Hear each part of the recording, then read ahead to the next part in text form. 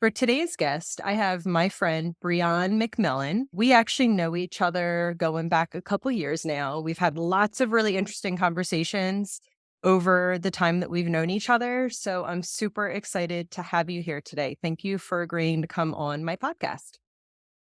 You're welcome. I'm so happy to be here. Awesome.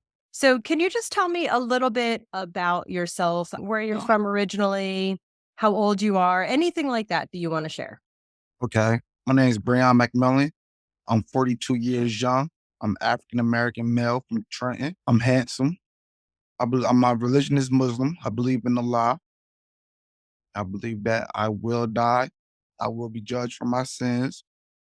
And I believe that according to what I do, I might go to hell or I might go to heaven. But I know that those are the options upon death. I believe that death is a part of life.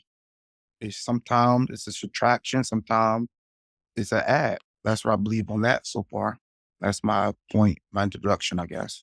Wonderful. Have you always been Muslim or were you some other religion when you were younger? Well, I was Christian earlier, but it didn't click with me because I just believe that it was God that you shouldn't have to believe and go through anybody. Like, why do God need you to say, pray to Jesus or somebody or whatever religion tell you, like, he don't need nobody. If he God, he could do all this. Why do we need a middleman? That's always why I really couldn't get into like certain religions of saying that you gotta pray to somebody else to get to God. Like, nah, I didn't believe that. So when I really starting to open my eyes up to Islam just it just was the fit for me. It was just the fit for my heart. So and I went there. That's So the best way to find religion, the one that fits your heart. uh, I know a little bit about the Muslim religion, just, from different students and graduates and things that I've talked with. I don't think I realized, though, that in your religion you believe in heaven and hell. Is it the same way that Christians do, or is it a different, I don't know, different version we of all going heaven? to the same heaven and the same hell.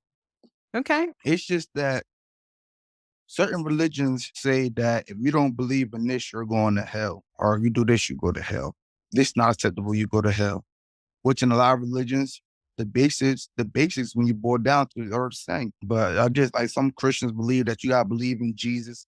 Jesus never said he was a God. Like he never said that. When Jesus bowed down with his face on the ground, as Muslims pray, he prostrated to the Lord. Like if you're a God, who you're praying to? True. So I'm gonna pray to myself because I need help. Nah, I'm not even one. It's like a negative double entendre. Like it don't make sense to say this. It's just it's a double negative. I do believe in hell. I do believe in heaven. I know in my past, I did some things that would lead me to hell.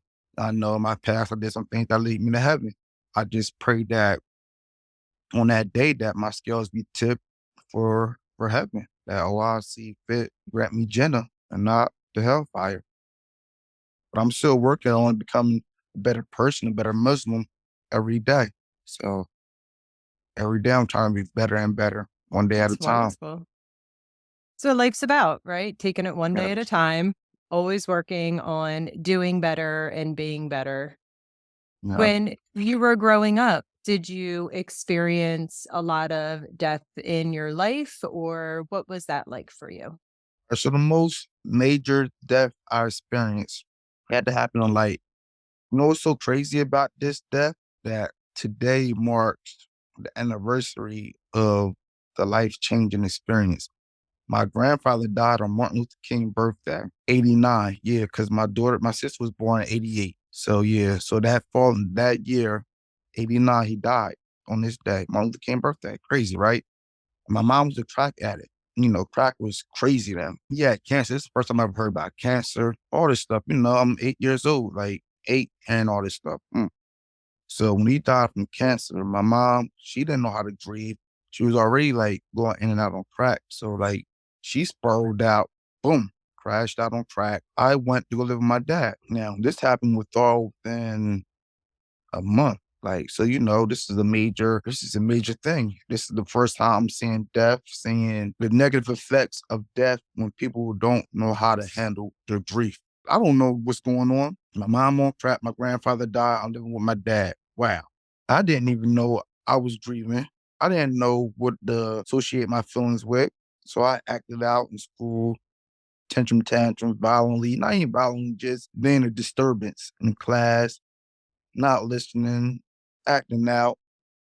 But at the same time, I was grieving, looking back at it, but I didn't know how to grieve. I'm 8 years old. I'm grieving from living with my mom and my grandfather to my grandfather gone, me living with my dad, and going through all this stuff and not being able to know the feelings that I had, what was going on. So with that being said, that was like my first experience with death and learning about it. But I didn't learn about it, but that was like my first eye opener to death. And with that being said, I learned from that. Well, I didn't learn. I look back on that today to see that. The first time that I could really say that I grasped death and seeing somebody that I love die and go through the emotions of it was my friend. And the crazy part about that, because it was the morning time, he was living a wild life. He said, I could die today. And then he died that night.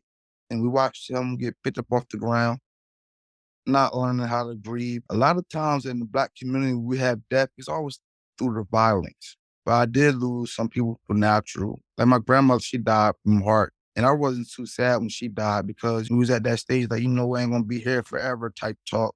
You don't grieve too much when they die because it might sound weird and eerie and stuff when they alive having a conversation, but you just start to open up that door to make sure that you leave everything open. We won't talk about this, we won't talk about that. It's nothing close. Like you start to open up more, like, all right, so with her death, I didn't really grieve in a negative way because we already had that talk prior. We was already cool with one day. I'm not.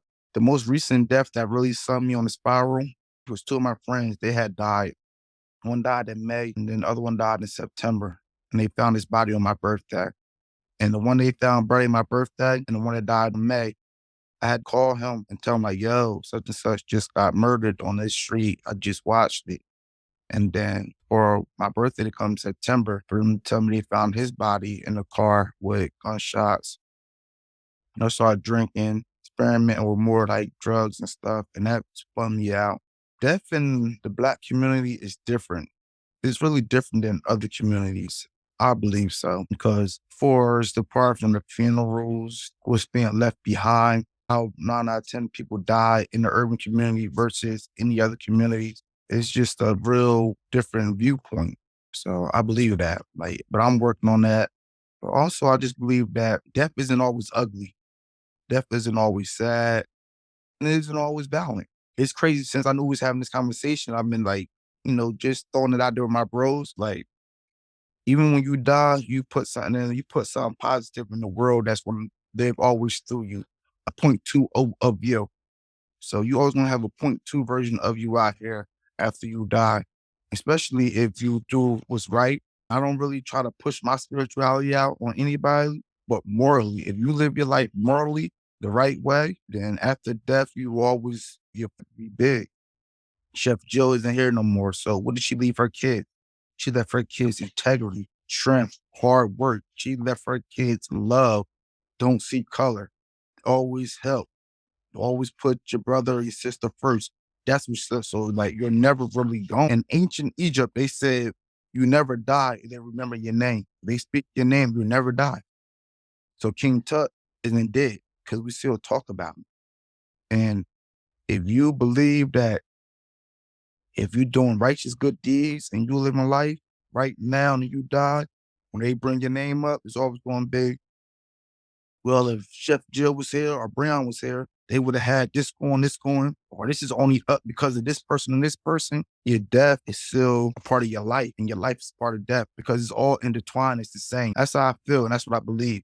Thank you for sharing all of that with us. I completely agree with you that death in the Black community is different than any other community. It was something that I learned by working at Cathedral Kitchen, and I'm so sorry to hear about your friends, especially we were there to witness both of your friends being killed.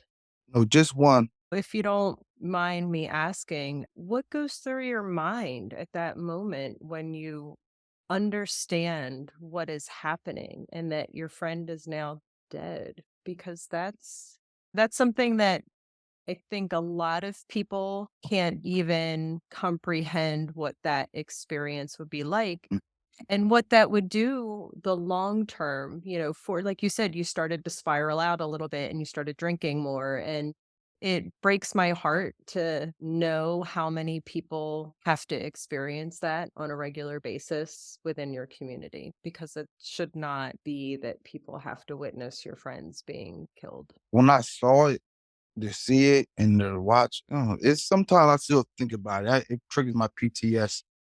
But he knew the life that he was living. Like it wasn't surprising. Like it wasn't surprising, but it was a surprise. Like it wasn't unexpected, but it was unexpected that it happened when we was just there. And it puts you on the mind frame was like time is short. It make you want to work harder, make you want to make sure you're there for your family more. It makes you realize that hey, one of them bullets could have hit me. Like it makes you realize how precious life is. One thing I can say about death, it's going to open your eyes. It open your eyes. It's going to put you in a position to where it's as though either you're going to be negative or you're going to be positive about the situation. And what I mean negative is I took a negative route. I started drinking, drugging harder. Boom. It was negative. But I also took a positive route when I realized that I had to stop and I had to go to rehab. It puts you in the mindset of finding a coping mechanism if we don't have the right people around. Because people don't know to journal. A lot of people don't know to meditate, do yoga. A lot of people don't know how to just scream and let it out or work out. And they go to the liquor store. And that's what it is. I feel better now that I will address that feeling and put a tag on it per se. This situation caused me to do it A, B, C, D, E, F, and J. I caught a hold of it and fixed these issues and I bounced back.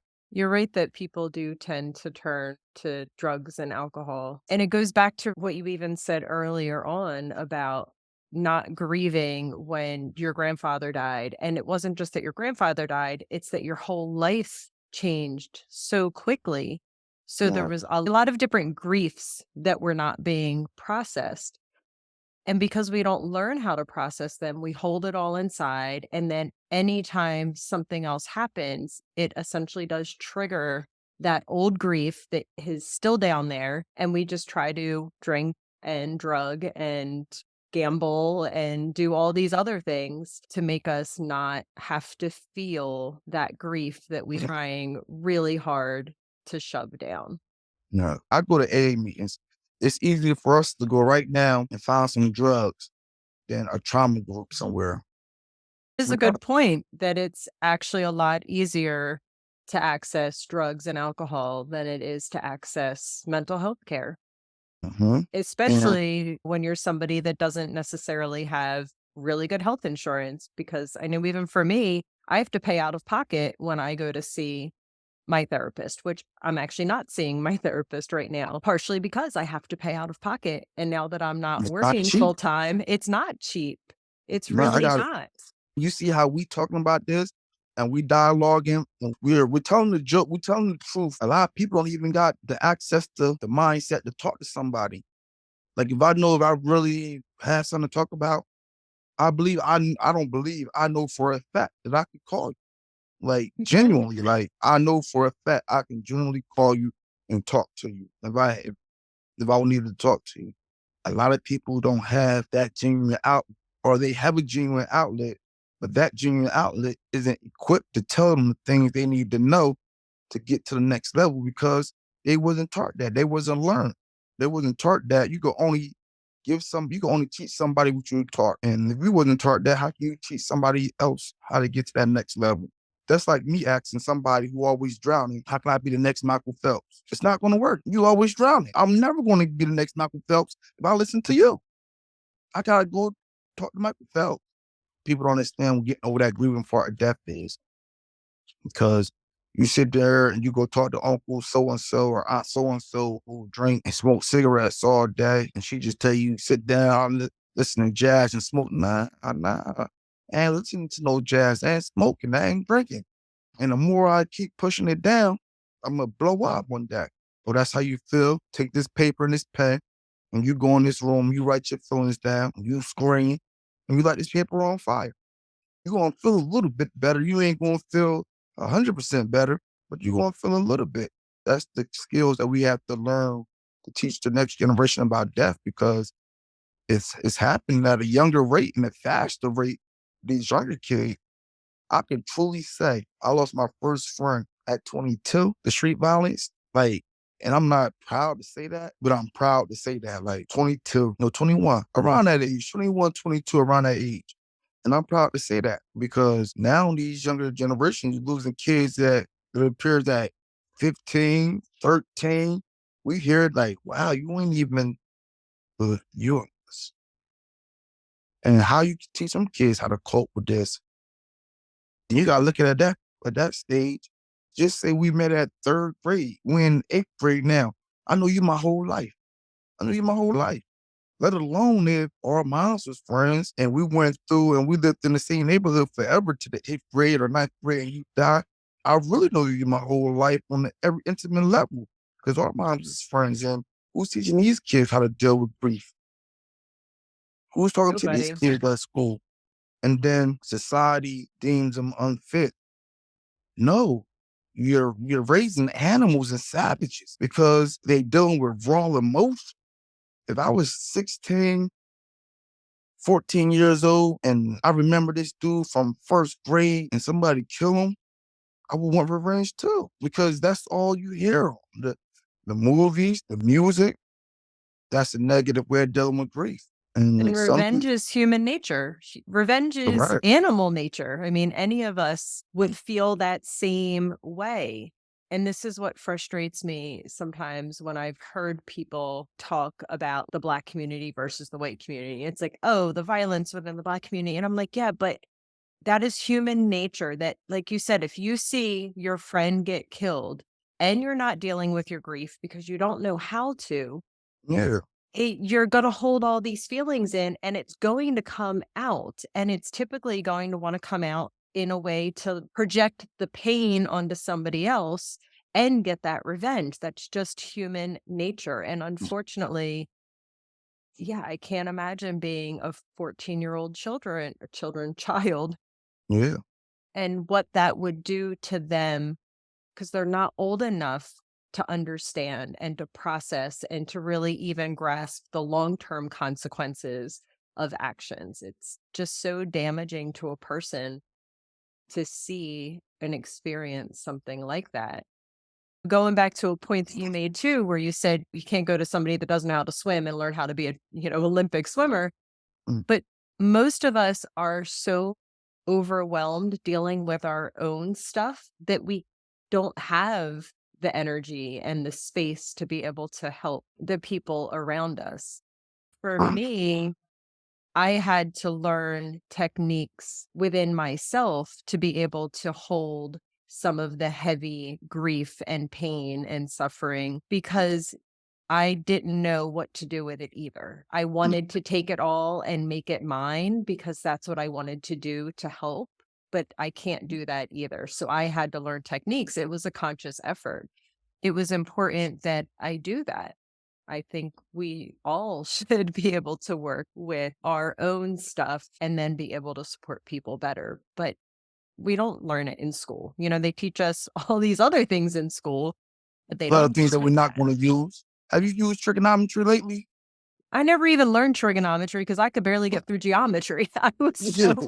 struggled. You use them. If the tree 4 foot high and the shadow is this, you use that yet? Yeah, Me no. neither. Me neither. Personal question for you. Of course. How did you feel and how did you deal with Chef passing? Oh, Did you feel cheated and wrong?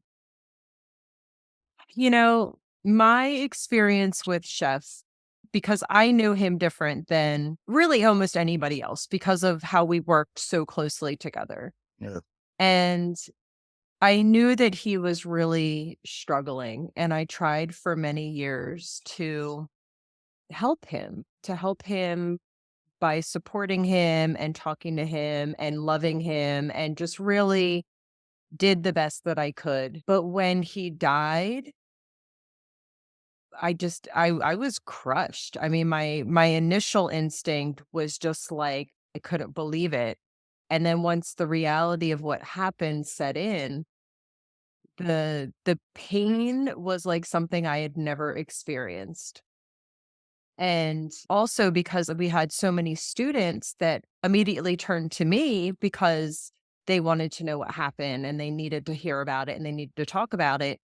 I found myself in a very strange position of grieving really deeply for somebody that I loved so much, while also wanting to be strong and supporting people that I also really love and that I knew needed somebody to be able to like them have, that person that can help, like kind of help support them.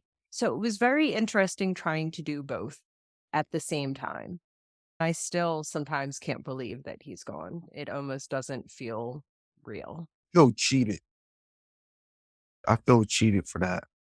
Like, I haven't talked to him, like, in a while, but just knowing it's like when you got a tool in your toolbox and you know it's there, and then somebody steal it from you, and then when you need it, it's not there, you feel more outraged, like, "You gonna steal what I need?" It's like, you're a person that not only do I need, but the Black community needs you for prime example, what we going through now. It's not too many positive people like that around that's gonna give you the shirt off their back, who's gonna make sure that you succeed. He gonna pull you to the side, pull you up, and he gonna laugh and joke with you 1 second and be dead serious with you the next second. And then after he discipline you and be right back laughing because it's not, it ain't personal. It's all personal and it's never business. But once you know that it is personal, you're gonna love it because this is personal with me and I'm taking it personal with you. So that's why I felt that way. But this times, man, I'm joke. And then he had to come right back and tell me something, and I ain't like it. And then we go back joking. No, we ain't about to be sitting here joking. I don't like what you just said to me. What you mean? But it was that he had to tell me this to pull me up and make sure I did the right thing. And it wasn't nothing personal, just well, it was always personal. It wasn't nothing like big or like business time. It was always personal time with him. It was never business time. It was always personal time with him. So it's like when you lose something like that, it's a big loss for the community. And how that he did it is very big loss to the community because once again, Black people don't do that. And that be the stigmatism of it. Black male suicide rate has been up within the last couple of years. And people dealing with mental health, whatever, pressures of life, they losing loved ones. I don't see life like that. I miss a couple of good friends now. I swear I do. Cause it's like, it ain't fun without them no more. Like life isn't fun with them anymore. I gotta admit, I was angry at him over it Nah. because you're right. The students and the community looked up to him so much. I think also that was part of it. He just had this pressure that he put on himself in a lot of ways to be this person. And when he felt like he couldn't be that person anymore, I don't know. I still just don't understand it. I don't Yeah, you think could I'll ever never, understand. you would never. It's not, it's not for you to understand. It's just for you to take in and for you to learn and move on. You would never understand certain things. It's just you learn from it and move on. You know, Yeah. and that was a different learning experience in my life. I never was close to anybody who did anything like that. That was different. It was interesting the way that you explained it about having almost like that tool taken from you because you're Mhm. right. He was the type of person that at any time you could reach out and Yeah, he would do whatever he could to help. How many people now have lost having yeah. that person in their life? For me, part of Chef's dying actually helped me realize what was important in my life and what wasn't important. I knew he was struggling with family stuff and he was having some issues with his children and him and his wife were separated. Like we all knew that that was going on. And I remember when he died thinking to myself, how many people loved him so much. I mean, so many people loved him so much, but yet the people that he loved the most were not speaking with him anymore. I realized that that's a path that I could have easily gone down because I gave so much of myself to, my students and to my work. And I still even do that now where I put so much of myself into work. It was really taking me away from my family. And I thought, I don't want to die one day and have hundreds of people at my funeral telling my children how much they loved me. And my children are thinking to themselves, I'm glad you knew her because we didn't. That really affected me. My kids are still young, but they're not gonna be young forever, Yes, and these are the yeah, precious years for 'em. these are very formative years for my children. That was a hard realization for me to come to, but I think it was also really important. But chef, Mhm. I don't know. I still don't know. I don't know what I could have done different. Nothing, I'm sure. Again, I It tried. wa In situations like that, you can never put yourself in a situation what if, woulda, coulda, shoulda, woulda, coulda. Another thing with my religion, everything was preordained. Before you even knew your name was Jill, and I knew my name is Brion, Allah created this moment. Before I knew who I was, Allah created this moment for us to meet and talk through this. So it's the cutter. It's predestined. It's preordained. So it's nothing that you could do. It wasn't. Only thing that you can do is take from that situation and be more prosperous. Where you take from that soil and grow better vegetables, grow better fruit, grow better crop. That's all you do. It's the only thing you can do. Once you get caught up in that, you start to take ownership of it. You can't take ownership of that. You didn't put those equations in this life, variables, to come up with that answer. You had no power over that. You said trying to show him the love and everything. That's all you could do. If I need $1,000 and you only got $500, what can you do? You gave me the 500. You gave me all that you had. So don't never take ownership of that. You just process it and you move on. That's another thing about death. We like to take ownership, and a lot of things we can't take ownership on. If I would have came in, if I would have went with them, that wouldn't happen. If I would have did this, that wouldn't happen. I know friends who got in a bad car accident, but then maybe both of y'all would have been in a bad accident together. You can't like I take ownership of my responsibilities, but certain actions in life we can't take responsibility for our ownership over because that is not meant for us. And that's what we have to do as human beings, as people that we are. Once we learn these things and learn what we can and we can do, you can move on. I'm just learning that my patience and my loyalty is my strongest point and my weakest point because I would sit at the stop sign and wait till it turn green. Nope, it's a red stop sign, 8 sides. So, Brian, you got to figure out what you want to do.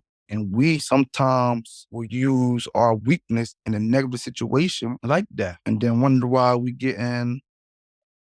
feel this way, why we getting obese or why we losing weight because you eating too much, because you're not eating too much, because you're stressing, because you're not looking at what's putting you in a negative mindset. That's what I believe. Like, I really believe in without being too spiritual, but being like very spiritual. I believe whatever your belief is, that when certain things happen in your life, like a death, it's there to teach you a lesson. It's there to make you open your eyes. It make you to say, I gotta make sure my kids are secure. I gotta make sure my grandkids are secure. I'm not saying everything is financially, but if we can make sure that the burden is less down the road, and cool. Oh, I gotta make sure that I start talking to them about this. I gotta start making because once my grandma started talking to me like that, I'm telling you, it wasn't hard. And I remember that day too. It was around school time, around September. I was taking my kids school shopping, but I wasn't hurt, like because we were already in kiddo. She just called me kiddo. And then when my grandfather died, I told her I won't call her chocolate no more. And then later in life, like, yeah, you can call me chocolate again. So sometimes she call me chocolate. Sometimes she call me kiddo. So she's called me kiddo this time. I was like, yeah, we just having a conversation, like this, that, and third. This she was living on the West Coast at this time. So it really wasn't, it was easier. That's another thing. In the Black community, we don't have conversations. We don't set our kids up to be ready for this. And that's why it's so much, because there's so much of responsibility that come with death that just comes swooping down on us that we don't pay attention to. And there's more pressure of who's going to take care of this, who's going to do that, where's the will. Not too many people know how to write a will or have an estate. Fortunately, I have a lot of Caucasian friends. Let's just say that. And they put me up on making sure I have 401ks, IRAs, MYRAs, and doing certain things to leave it for my estate, like and trust funds and all that. I know things to line up, which I am lining up. And a lot of people don't have that. So when death comes, it's a burden to a lot of Black community. You gotta do this and you gotta do that for the funeral room. And that's another part too. Because now you got a whole big bill on top of grief. How do you deal with that? In my spiritual life, how I feel with death is you gotta learn from it. And it was already preordained. If I say, all right, Chef Jill, love you, boom, hop on this plane blow up, boom. That was already meant when I told you earlier that was already in the cut. So you might be like, yo, he said that. Like, that's part of my religion that is already preordained. It was nothing that I was ever going to do to stop it. And people got to understand that. And once you understand that these certain things are preordained, destiny, whatever you want to call it, you could take that in. Well, that was meant to happen. It was nothing I could do to stop that. And let's grieve this properly because people take ownership. Oh, I should have did. Oh, I messed up. I don't do funerals. I'm not going to my funeral. But yeah, one of my friends' mom just died recently.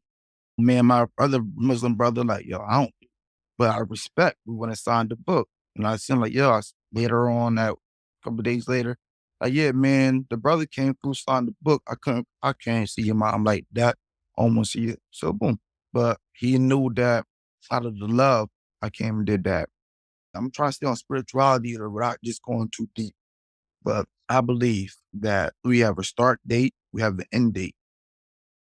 And within them dates, we gotta make everything count within that space. Because the start date and that end date really don't mean nothing. It's that space in between. It's the dash. That's what it's called, the dash. The from 19 to the end date. That dash is the only thing that matters. That's gonna make a difference when you die. And only thing that people are gonna remember you by when you die. Chef Jill made them roseberry chocolate cookies. Yeah. ah, I'm not saying that's the only thing I'm remind, but I'm just saying, like, you're the reason why I realized that, I can't bake because you mean to tell me if I put that much more salt over it, the whole recipe is gone? Thank you for letting me know I'm gonna be over here cooking. I can put some cream in that. I'm good. I can put a little extra. So you mean to tell me if I do this, and they gotta remember you said this dough gotta sit for 24 hours, so the recipe gotta be correct. Yeah. So you mean to tell me that if that was off and the dough didn't rise in that 24 hours, you would have been had, let's just say that was for a big thing. You would have to scratch that and need a whole other 20. Correct. Yeah. Wow. See? You think I remember stuff like that. Yeah. But these are the things that in life people remember you for. Like these are the things that you taught me that. These are the things that you gotta give to life. Because when you die, these are the things that made your life worth living. These are the things that say, Chef Jill got tattoos. No, she don't. Yeah, she got a bunch of them. No, she don't. Chef Jill had green hair. No, she don't. I seen it. No, she. I See, did. this is life. This is the dash, and that's why I see death sometimes. It's like because when you do die, these are the things that dash that, and my spirituality is going to get weight. Like you got to do these good things. You got to pay. You got to do these charities. You got to live a noble life. You got to do what most spiritual religions tell you to do. The basic of it, charity, make sure you do good, cover your sins, the basic things of living a moral life. So when people die, I be saying like, may Allah make their grave spacious and the light be bright. In my religion, there's certain things that happen to us in the grave. Like our fasting protect us, our knowledge protect us, because we get tortured in the grave. And the more good things you do, the spacious your grave be, the brighter your light be. With a Muslim, once y'all Muslim, like for the Muslim community, people that's Muslim that go chime in, they're gonna say yes. Once they put me in that grave, I'm gonna be asking these questions. Who is your Lord? What's your religion? Who is your prophet?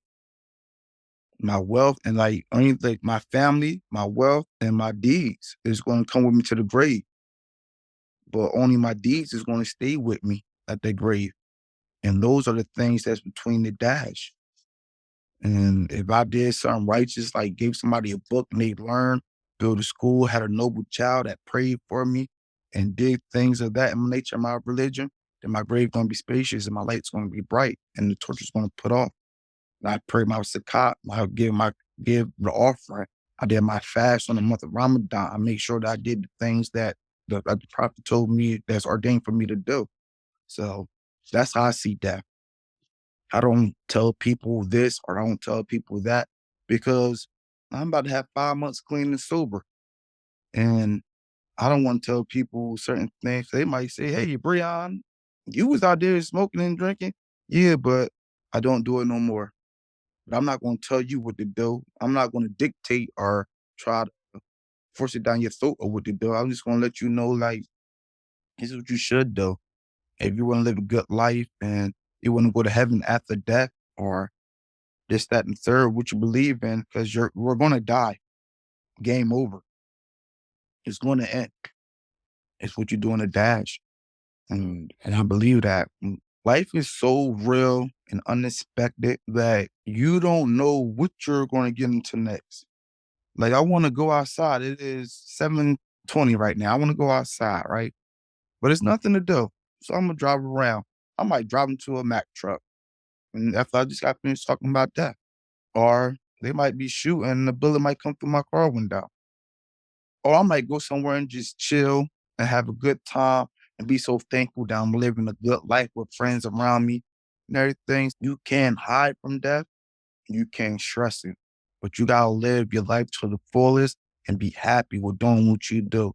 Because life's too short to be miserable and death is forever. So you can't be around nobody that's always chewing on lemons. You can't be around somebody that don't want to see you on the next level. I'm not saying that life is going to be all sugar cakes and rainbows and all that. Nah. To get a rainbow, you got to go through a thunderstorm.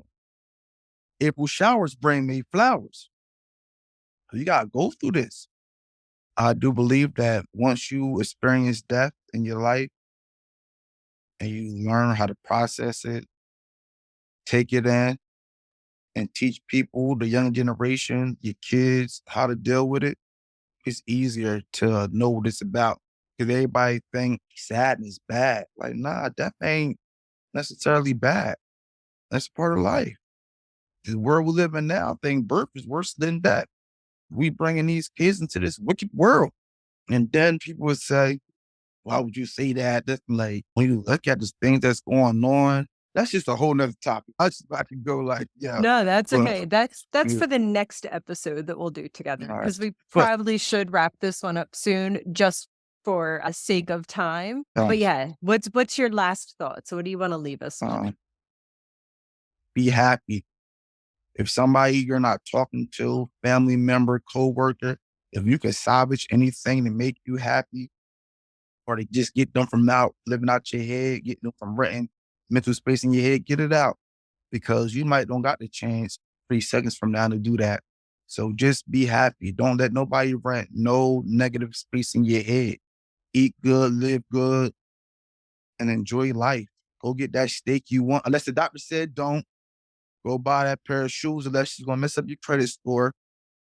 Do what's gonna make you happy, unless it's gonna cause a negative effect later.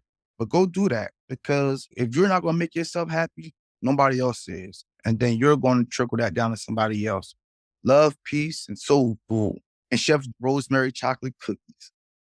Yes, perfect. And I love that advice. You're exactly Yes. right. Yes. Thank you so much for having this conversation with me. You know how much I love you. It's Yes. genuine, it's true, and I know that this conversation could have been difficult for you at times. So I really appreciate you going there with me.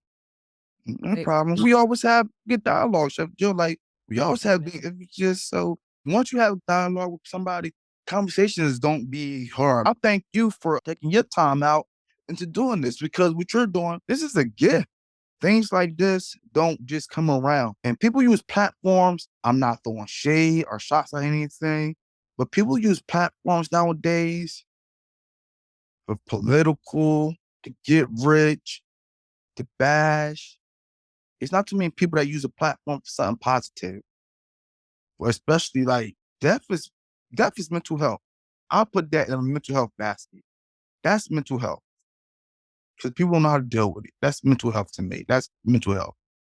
And for you to say that you want to do this, that's good because people don't. We could have been talking about. I'm not saying nothing wrong with cooking or baking, but we could have hopped in and talk about that. And I'm not saying like that wasn't a good thing because our dialogue would have been on how to bring people in to feed your family and be a career or whatever. But there's enough people doing that. It's not enough people that's really trying to get you in to work on your mental, how you feel about things deep inside, like how you really feel. Like I tell you how I really feel. We just did that at times. Like a lot of that was my real feelings. And it's not too many places you could go on platforms and get your real feelings. So like I thank you for just even you doing that because it's pretty hard. It was easy for me because it was you. But I'm pretty sure you had to make sure that you had to go double check who would I had to talk to. Like, as soon as you said it, I was like, I'm pretty sure I was one of the first ones like, hey, so I thank you for putting this platform so I could be able to. And maybe reach one person or whatever, or we might reach two people or one and a half, each one teach one. But yeah, I'm definitely thankful for this. And anytime, anytime. Well, thank you so much. It's really was such a pleasure chatting with you. I always love our conversations.